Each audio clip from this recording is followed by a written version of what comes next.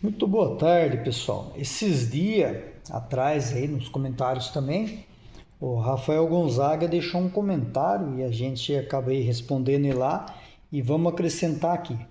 Ele perguntou assim, o 31 pique, o carburador 31 pique no 1500, qual o Gicles usar? Fica bom? Fica ótimo. O 31 pique é um carburador, para quem não conhece, eu não tenho nenhum aqui.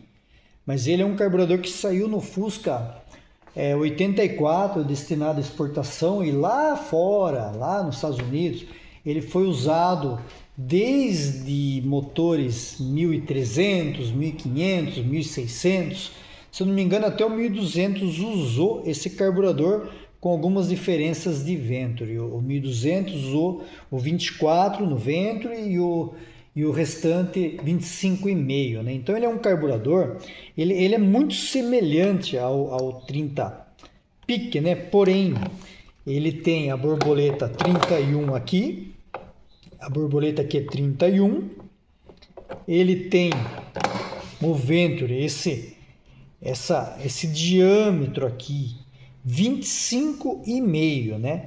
Originalmente ele saiu no Fusca 84.600 com comando torque. Então, originalmente ele foi projetado para ser usado teoricamente, né, entre aspas, teoricamente, com uma gasolina com 20% de álcool, que era o que se usava naquela época lá, 20, 22% de álcool. Então ele saiu com o principal 132,5, ele saiu com a lenta 57,5, saiu com este corretor, o nome disso aqui ó, é corretor de ar da marcha lenta. Neste caso aqui, ele é um 150 e ele saiu com esse corretor 125. Então ele saiu menor aqui, 125, deixando a mistura mais rica em marcha lenta. Por isso ele usa um 57 aqui. A flauta dele é uma 120, igual a flauta do Pique S. E o injetor dele é um 60. Na tampa dele tinha um Econostat, igual esse daqui. Os modelos brasileiros tinha um só desse daqui, de furo calibrado 85. 80, aliás, 80. Os americanos era igual ao nosso, porém aqui ele tem dois, um de cada lado. No caso lá de fora são dois de 100. Então, unindo os dois, você vai ter como se tivesse um Econostat de 150. Pela área dos dois não é 200, é como se fosse um 150. Isso possibilita o carro usar o principal um pouco mais pobre, né? Então se usa um pouco menos de principal aqui, para quando você pisar de uma vez o carro, ele abrir o Econostat aqui, a combustível vai sair daqui da cuba, vai passar por aqui, né? No caso lá são dois furos, um de cada lado, tem um aqui e um aqui, ele vai sair e vai alimentar aqui, né? E a regulagem de marcha lenta dele, a borboleta aqui é fixa. A borboleta aqui é fixa, você não regula a marcha lenta, a velocidade de marcha lenta fazendo isso aqui com a borboleta, como você faz isso aqui. Tem o batente aqui, você regula aqui. Esse batente é fixo, a borboleta trabalha toda fechada, vedando. Aí aqui, além do parafuso da mistura de combustível, ele tem um outro parafuso aqui, maior, que é o parafuso do ar. Então o que acontece? Quando você abre ele, você permite que o ar que está passando aqui por cima saia aqui embaixo. Então é o parafuso que a gente chama de bypass, né? E então você regula a passagem de ar e regula a mistura de combustível. Então o carburador é um pouquinho mais chato de regular. Seria interessante num carburador desse, seria interessante ter um analisador de gases, né? Colocar no escape e regular a emissão de gás carbônico dele, né? Porque o que acontece? Um analisador de gases e um analisador de mistura. Você fazer a mistura correta, justamente por causa dessa passagem de ar, né? Então ele é um carburador bem avançado e ele vai funcionar muito bem no 1500, inclusive com esses giclês, né? 132,5, 120, 60 e no caso daqui 57, né? O marcha lenta. Então ele é um carburador que ele vai funcionar muito bem. Porém, é um carburador que é um pouco difícil de encontrar, né? A gente tem hoje vários lugares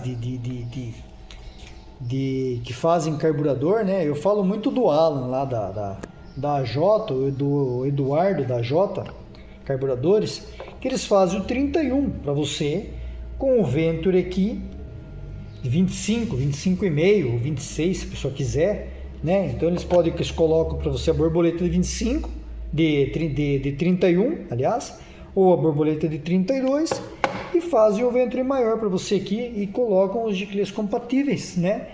E você vai ter a simplicidade de um carburador Solex 30 pique com as dimensões de um 31 pique, né?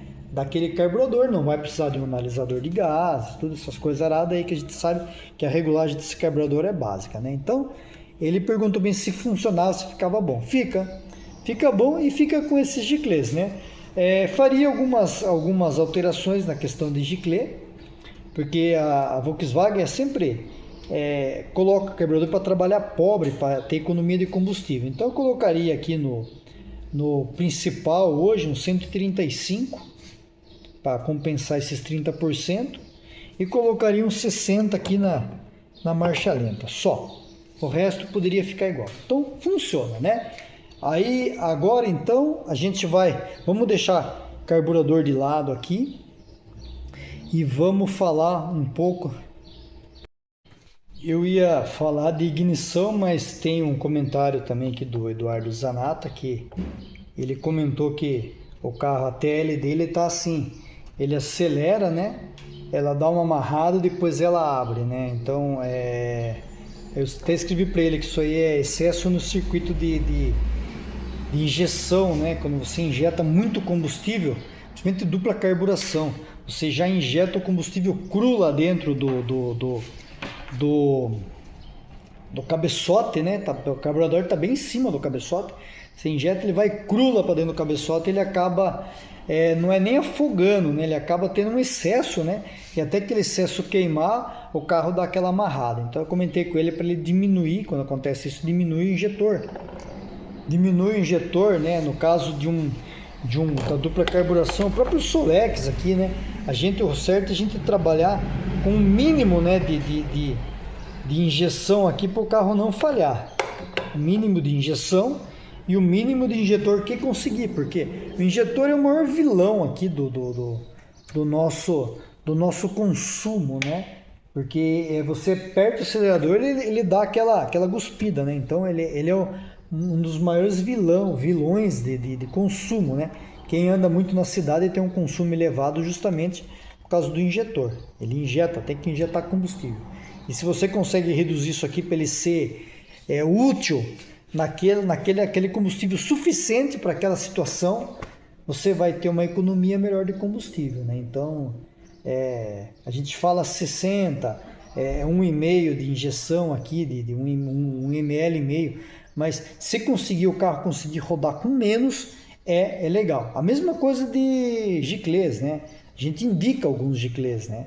Mas o correto é você começar com a tabela de época e ir aumentando para o carro ir melhorando, né? Então, é como eu falei, falei no vídeo passado e volto a falar. Sigam o canal do Trimilinka. Ele está fazendo os testes de potência, trocando o giclê, aumentando o ponto. Isso vocês vão ver até onde o motor Volkswagen começa a ganhar ou perder potência, né? Então, isso serve para a gente também. Como a gente não tem dinamômetro, a gente vai no braço, né? Você aumenta, você coloca aqui um 125, pisa até o final no carro lá, vê quanto alcance de velocidade. Coloca um 127, pisa, melhorou. Coloca um 130, melhorou mais. Coloca um 135, piorou, volta para o 130. E assim a gente vai achando giclê, achando ponto, achando todas essas coisas, né? E é assim que a gente vai encontrando, por isso que a gente faz vários testes. Eu faço vários testes, e o pessoal fala assim, mas você nunca acerta teu carro. Não é que nunca acerta. Eu sei o que o meu carro precisa, eu sei o que o meu carro anda. Podia pegar lá um pique desse, eu sei o que eu coloco, o que eu regulo para o meu carro andar muito bom. Só que o que acontece? A gente não vai ter assunto para a gente conversar, não vai ter assunto para levar para as pessoas que estão precisando desse assunto aqui de carburação, que tem gente que não tem um norte, não tem como saber o que eu coloco de principal, o que eu coloco de flauta, o que eu coloco de giclê de lenta. Isso é legal. É legal eu ter isso. Eu andei com 125 aqui, andei com 125 aqui, andei com 65. Ele fez tanto de consumo. Eu mudei aqui para 130, o consumo melhorou. Então a gente tem um assunto para conversar, para poder levar para as pessoas, né? É esse o intuito do canal. Ensinar as pessoas que são mais leigas, né, a conseguir mexer no próprio carro, né? Então esse vídeo foi o comentário do 31 pique, né, que a gente deixou pro rapaz que quer colocar no 1500. Do injetor aqui, falamos sobre o volume. Injetor é aquele negócio, tenta trabalhar com o mínimo de injeção possível, para o carro não falhar. O carro não pode falhar e também não pode bombar acelerador. Pisou de uma vez, o carro tem que responder, porém com o mínimo de combustível que conseguir injetar. E conta muito a posição do injetor aqui também, se ele vai injetar se ele vai injetar lá na fresta, ou se ele vai injetar um pouco em cima da borboleta. Isso cada carro é cada carro. O meu carro, ele precisa injetar um pouquinho em cima da borboleta, senão ele dá uma falha. Se eu colocar na fresta, ele dá uma falhinha. Então cada caso é cada caso também, né? Então eu espero que tenham gostado desse vídeo, e no próximo vídeo vamos falar de ignição. Vamos voltar a falar de ignição. Não sei se eu vou colocar aquele primeiro ou vou colocar esses primeiro, mas vamos falar de ignição no próximo vídeo. Se eu colocar o de ignição primeiro, a gente já falou de ignição. Aí no próximo vídeo a gente vai falar de outro assunto aí. Espero que tenham gostado e até o próximo.